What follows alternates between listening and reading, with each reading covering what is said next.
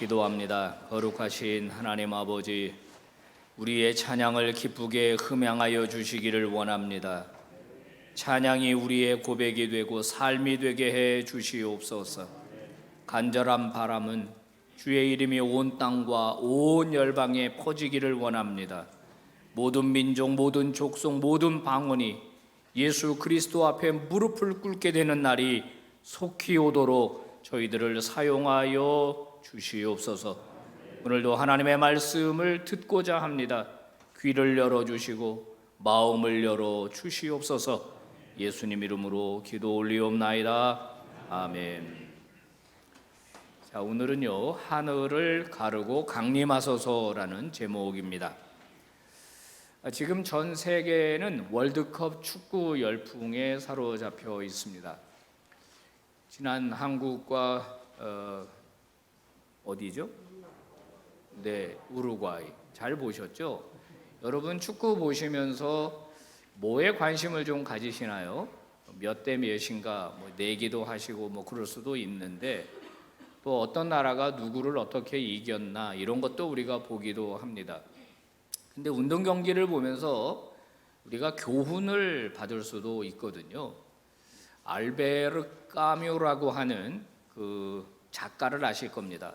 노벨상도 수상했죠. 이분이 그런 얘기를 했더라고요. 축구는 인생 교실이다. 축구를 보면서 인생의 교훈을 많이 얻었다는 거예요. 특별히 축구 공이 항상 내가 원하는 방향에서 오지 않더라. 그런 것 같습니다. 내가 원하는 방향에서 공이 패스가 된다면 다 골 집어넣겠죠. 항상 내가 원하지 않는 방향에서 기회가 오고, 또 내 책임, 또 나의 그 어떤 의무, 이런 것들을 이제 축구 경기에서 배운다고 그렇게 이야기를 했습니다. 저는 어떤 교훈을 얻었냐면, 지난번에 우루과이랑 축구할 때 이렇게 보니까 그 선수 교체를 하더만요. 그래서 이제 심판이 전광판을 들고 예를 들어 11번 이렇게 깜빡깜빡하면 운동장을 뛰던 11번 선수가 운동장 밖으로 나와요. 그죠? 그리고 이제 다른 선수로 교체가 되는 겁니다. 근데 어느 축구 경기를 보더라도 자기 번호가 불려서 교체 사인이 나면 나 안 나간다고 하는 선수는 한 명도 없어요. 나는 못 나간다. 감독이 왜 나를 불러 제끼냐? 나는 더 뛰어야 되겠다. 이런 사람은 한 명도 못 봤습니다. 또는 못 본 척하면서 계속 뛰는 사람도 못 봤습니다. 감독이 부르면 아무리 열심히 뛰었어도 운동장에서 나와야 하더라고요. 우리 인생의 운동장에서 하나님이 부르실 때가 오지 않나 이런 생각이 든 겁니다. 하나님이 부르시면 안 올 자가 없지 않는가. 아직 내가 기회가 있을 때 더 최선을 다해서 더 열심히 뛰어야 되겠다는 생각을 하게 되었습니다. 날씨가 추워지니까요, 주변에서 너무 일찍 이른 나이에 세상을 떠나는 분들이 있더라고요. 갑자기. 그러니까 너무 황망하고 너무 충격적인 겁니다. 아, 나도 그럴 수 있겠구나. 나도 언젠간 내 이름이 불려질 날이 있겠구나. 이런 생각을 많이 했습니다. 또 하나는 심판의 판정이에요. 우루과이랑 싸울 때 여러분도 저랑 같은 생각이었기를 바랍니다만, 왜 심판이 휘슬을 안 부는 거죠? 저만 느낀 건가요? 여러분은 다 괜찮으셨나요? 전 너무 속이 상해요. 신체적 조건이 우리나라 선수들이 너무 약한데 그렇게 강하게 부딪히고 하면 불어줘야 조심을 할 텐데, 부딪힐 때마다 우리 선수들 나가 떨어지니까 저 심판 저거 왜 저래? 이런 생각이 들더라고요. 꼭 그 경기는 아니더라도 왜 그럴 때 있죠. 저 분명히 반칙인데, 슬로 비디오로 봐도 반칙인데 왜 심판이 저렇게 호루라기를 안 부는가? 그러면서 돈 먹은 거 아닌가? 이런 생각을 하는 겁니다. 공정한 심판이 있어야 공정한 경기가 되죠. 여러분, 우리의 인생에도 공정한 심판이 필요하지 않습니까? 살다 보면 어려운 일을 당할 때가 있습니다. 그런데 뭐 잘못하지도 않았습니다. 선하게 사는 사람들이 핍박을 당하고 압제를 당하고 죄짓고 함부로 사는 사람들이 득세하는 세상을 보면서 공정한 심판이 계셨으면 좋겠다. 빨리 개입해가지고 시시비비를 좀 가려주고 잘못한 사람, 나쁜 짓 한 사람, 악한 사람에게 그에 합당한 벌을 주었으면 좋겠다. 이런 생각을 종종 이제 하게 됩니다. 남유다 백성들은 하나님께서 심판하셨기 때문에 바벨론의 포로로 끌려갔습니다. 끝까지 저항을 했지만은 졌거든요. 전쟁의 결과는 참혹했습니다. 어린아이들은 고아가 되고 여성들은 성폭행을 당하고 많은 남자들이 피를 흘렸습니다. 살아있는 사람들은 다 끌고 갔습니다. 그렇게 찬란했던 도시가 하루아침에 잿더미가 되고 폐헛더미가 됐습니다. 그들은 바벨론에 끌려가서 이런 생각을 하게 된 겁니다. 우리가 왜 몰락했지? 하나님이 우리 왕이시고 우리를 다스리시는데 왜 하나님은 우리를 지켜주지 않았지? 생각한 겁니다. 하나님께서 다윗에게 언약을 맺어주시면서 너의 후손으로 왕위가 끊어지지 않게 해주겠다. 그래서 우리나라가 영원할 거라고 생각했는데 처참하게 짓밟히고 포로로 끌려갔습니다. 이해할 수가 없었던 거죠. 결론은 자신들이 하나님 앞에 범죄했다는 것을 이제 깨닫게 되죠. 또 하나 그들이 이해할 수 없었던 것은 이겁니다. 이제 70년이라는 세월이 차가지고 바벨론에서 해방이 돼가지고 예루살렘으로 돌아왔거든요. 그들이 오자마자 제일 먼저 한 일은 뭐냐면은 하나님을 섬기기 위해서 성전을 건축한 일입니다. 그리고 공동체를 재건하는 일이었어요.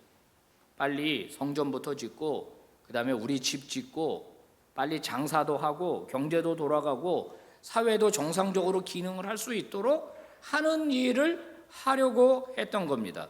그런데 이게 녹록지가 않은 겁니다. 성전의 기초를 놓을 때는 다 눈물 흘리고 감동했습니다.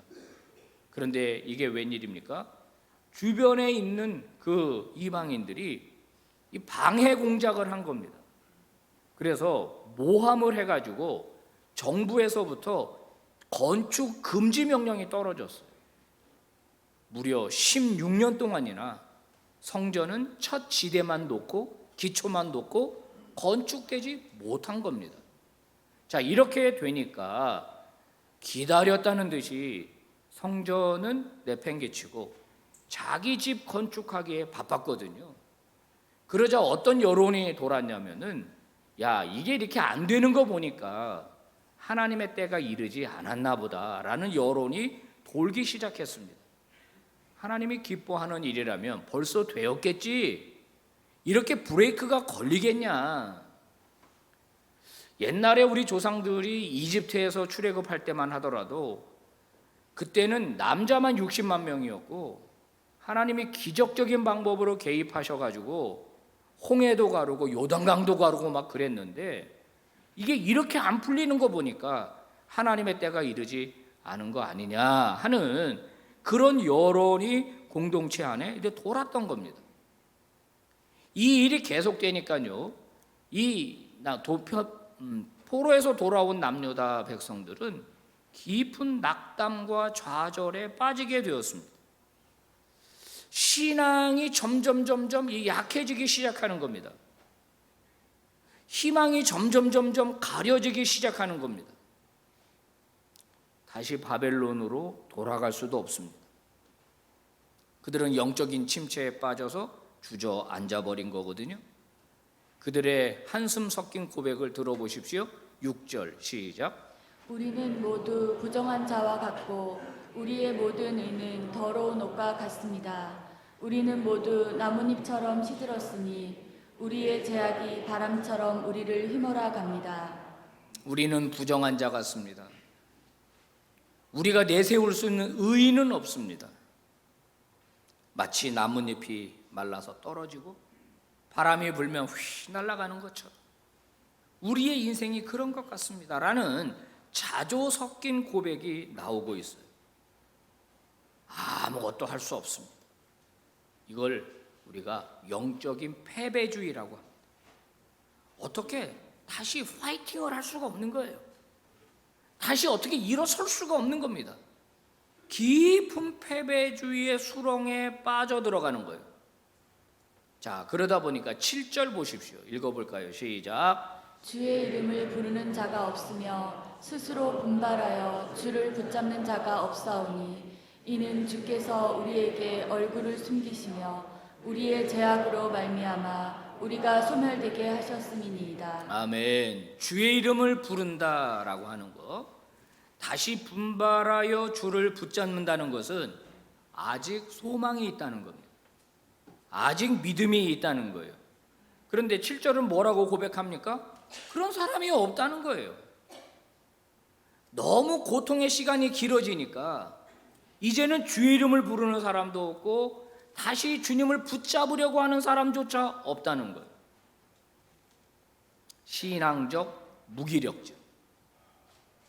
우리 가운데도 그런 분들이 계시죠. 어떻게든지 살아보려고 발버둥 치고 어떻게든지 이겨보려고 발버둥 쳐보지만은 그런 고난의 시간이 길어지면은 점차 소망이 사라지고 믿음도 사라집니다. 긴 병에 효자 없다. 영적인 건강성을 이제 해치게 되는 거죠. 그러면 영적인 침체에 빠지게 되는 겁니다. 성도 여러분, 여러분은 어떠신지 모르겠습니다. 여러분 괜찮으신가요? 혹시 영적인 침체나 영적인 매너리즘에 빠지신 분은 없습니까? 여러분, 영적인 침체라고 하는 것은 심각한 영적 질병입니다. 영적 침체에 빠지면 어두운 그림자가 우리의 삶을 이제 이렇게 지배하게 됩니다. 기쁨이 사라지죠. 감사가 사라지죠. 예배에 대한 갈망이 사라지죠. 하나님 앞에 헌신하고 싶은 마음이 1도 안 생기죠. 자꾸 부담만 생기죠. 마음이 어려워지죠. 마치 비가 내려야 되는데 비가 내리지 않아서 가뭄이 들어서 논바닥이 갈라지는 것 같은 그런 메마른 인생이 되는 것은 바로 영적인 침체에 빠졌기 때문입니다. 어떻게 해야 할까요? 오늘 본문 1절은 우리에게 그 해답을 알려주고 있습니다. 봉독해 봅시다. 시작. 원하건대 주는 하늘을 가르고 강림하시고 주 앞에서 산들이 진동하기를 불이 섭을 사르며 불이 물을 끓임 같게 하사 주의 원수들이 주의 이름을 알게 하시며 이방 나라들로 주 앞에서 떨게 하옵소서. 자, 본문 1절에 처음 시작하는 저 단어 원하건대라는 단어입니다. 이게 히브리어로 루입니다. 루. 할렐루야 할 때 루입니다. 간절한 소망, 간절한 바램을 담았을 때 저 원하건대, 간절히 원합니다, 간절히 소망합니다 하고 하나님께 기도하는 거거든요. 하나님, 하늘을 가르고 강림해 주십시오. 이 가르다라는 것은 이 가죽이나 이 종이를 찢는 것을 말하는 겁니다. 하나님이 계신 곳은 하늘이고 인간이 있는 곳은 땅입니다. 하늘과 땅은 서로 닿을 수가 없습니다. 그래서 하늘에 계신 하나님이 하늘을 가르시고 찢으시고 이 땅에 내려오셔서 우리에게 개입해 주시면 지금 내 영적인 패배주의나 영적인 무기력증이나 영적인 침체에서 벗어나고 지금 나를 누르고 있는 것들로부터 내가 일어나고 내가 다시 회복할 수 있겠습니다. 그러니 하나님 간절히 원합니다. 개입해 주십시오. 하나님 간절히 원합니다. 나를 도와주십시오. 라고 기도해야 한다는 것입니다. 그들은 지금 과거 이집트에서 출애굽했을 때를 회상합니다. 그때 어땠습니까? 하나님이 임재하실 때 막 산들이 진동했지 않습니까? 천둥과 번개가 치고, 그러면서 이집트 군대를 다 수장시키고, 그리고 시내산에서 임재하셔가지고 이스라엘에게 율법을 허락하시지 않았습니까? 그러니까 다시 한번 그때처럼 불이 섭을 사르는 것처럼 하나님 임재해 주십시오라고 간구하는 겁니다. 자, 8절과 9절 말씀도 읽어봅시다. 시작. 그러나 여호와여, 이제 주는 우리 아버지시니이다. 여호와여, 너무 분노하지 마시오며 죄악을 영원히 기억하지 마시옵소서. 구하오니 보시옵소서, 보시옵소서. 우리는 다 주의 백성이니이다. 여러분, 우리가 읽을 때 이렇게밖에는 못 읽지만은 절절한 마음을 담아서 하나님께 올려드리는 기도 아니겠습니까? 하나님, 우리가 범죄했습니다. 잘못한 건 맞습니다. 그런데 두 개의 단어를 주목해 봅니다. 하나는 아버지라는 단어와 하나는 백성이라는 단어입니다. 하나님, 그래도 우리 아버지시지 않습니까? 우리가 하나님의 자녀들 아닙니까? 그래도 하나님은 우리를 다스리는 왕이시지 않습니까? 우리는 백성이지 않습니까? 그러니 하나님 도와주십시오. 개입해 주십시오. 하늘을 가르고 임해 주십시오. 그러면서 가슴 절절한 청원을 하나님께 올려드리고 있는 것입니다. 여러분, 그렇습니다. 우리의 이 암울한 환경을 회복할 수 있는 길은 기도의 능력을 회복하는 것부터 시작입니다. 하나님, 내 인생에도 하늘을 가르고 강림해 주십시오. 여러분, 우리가 이렇게 진심 어린 기도를 할 수만 있다면 새로운 변화가 일어나기 시작할 겁니다. 먼저 우리의 인생부터 바뀔 거예요. 성령의 단비가 메마른 우리 심령 가운데 내리기 시작할 겁니다. 우리의 사그러들었던 소망에 불이 지펴지게 되면 그 불이 점점 타오르게 될 것입니다. 기도부터 시작하면 그때부터 역전이 일어나기 시작하는 거예요. 언젠가 식당에 갔더니 물티슈를 주는데 조그만 접시에다가 작고 하얀 무슨 종이 같은 거니 뭘 주더라고요. 이게 뭐예요? 그랬더니 거기다 물을 부었더니 그게 이렇게 확 부풀어 나더라고요. 저랑 같이 식사했던 분이 미국에서 오신 분이었는데 신기하다면서 이건 미국에 없는데 사가야 되겠다고. 물을 부니까 어떡하죠? 확 부풀어 나잖아요. 우리가 기도하기 시작하면 메마른 우리의 인생이 불이 지펴지기 시작하는 거예요. 할렐루야. 그게 바로 기도의 능력입니다. 기도의 능력. 하나님이 어떠신 분입니까? 하나님은 오늘 본문에도 나오지만 토기장이 같은 분이고, 하나님은 권능의 하나님이고 능력의 하나님이에요. 내가 기도할 때 그 하나님이 나에게 역사하실 것을 믿는 것이 신앙입니다. 하나님은 살아계신다. 내가 기도하면 내 기도를 들으신다. 그리고 내 인생에 개입하신다라는 걸 믿는 게 그게 신앙이에요. 그게 믿음이에요. 불신앙은 뭐죠? 내가 기도해도 아무 소용없어. 하나님 살아계시기는 한 거야. 이게 불신앙이죠. 악한 사탄은 그 지점을 공격합니다. 우리로 하여금 하나님을 의지하지 못하게 하죠. 하나님을 신뢰하지 못하게 하죠. 기도해도 소용없어라고 생각하게 하죠. 그런데 기도는 그것을 뒤바꿔 놓을 수 있다는 거예요. 여러분, 구약 성경 에스더서는 한 편의 영화와 같습니다. 바벨론에 끌려와 있던 유다인들이 모두 몰살당할 위기에 처했습니다. 이 일을 주도한 사람은 하만이라고 하는 사람이에요. 그의 계략은 성공했습니다. 그가 가진 수많은 재산을 들여서 왕으로 하여금 유다인들을 몰살하게 하는 조서에 도장을 찍게 했습니다. 이거를 뒤집을 방법은 없어 보입니다. 유다인들은 완전히 수세에 몰렸습니다. 날짜가 하루하루 지나갑니다. 이제 그 날만 도래하면 다 죽는 겁니다. 모두 씨가 말라버리는 거예요. 이 민족적 위기가 어떻게 전화위복이 됩니까? 그것은 바로 에스더가 기도하기 시작했을 때부터입니다. 에스더서 4장 16절 17절 같이 봉독합시다. 시작. 당신은 가서 수산에 있는 유다인들을 다 모으고 나를 위하여 금식하되 밤낮 3일을 먹지도 말고 마시지도 마소서. 나도 나의 시녀로 더불어 이렇게 금식한 후에 규례를 어기고 왕에게 나아가리니 죽으면 죽으리이다. 아멘. 그녀는 캠페인을 벌이지 않았습니다. 언론을 사용하지도 않았습니다. 여론을 만들려고 하지도 않았습니다. 유력한 사람들 찾아가서 청원하지도 않았습니다. 그녀가 제일 먼저 시작한 것은 기도하기 시작한 겁니다. 간절한 마음으로 금식 기도를 시작합니다.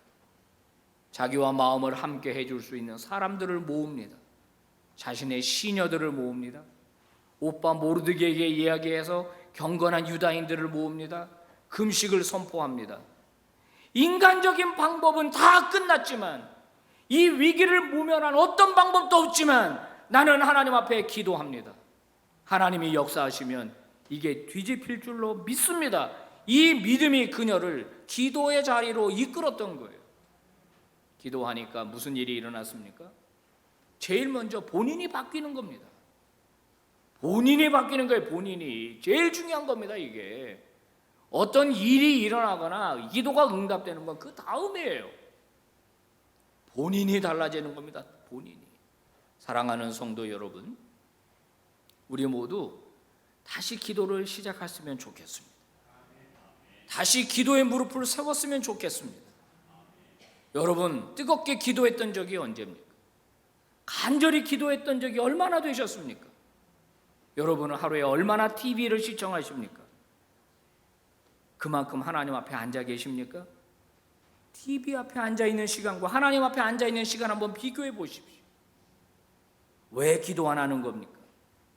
왜 일이 그 지경이 되었는데, 삶이 그 지경이 되었는데 왜 기도하지 않는 겁니까? 오늘부터 내 인생을 향한, 내 자녀들을 위한, 우리 가족과 우리 민족을 위한 기도를 다시 시작할 수 있기를 주의 이름으로 축복합니다. 변화가 일어날 줄 믿습니다. 오늘부터 우리는 대림절 절기를 맞이합니다. 예배당 들어오시면서 느꼈죠?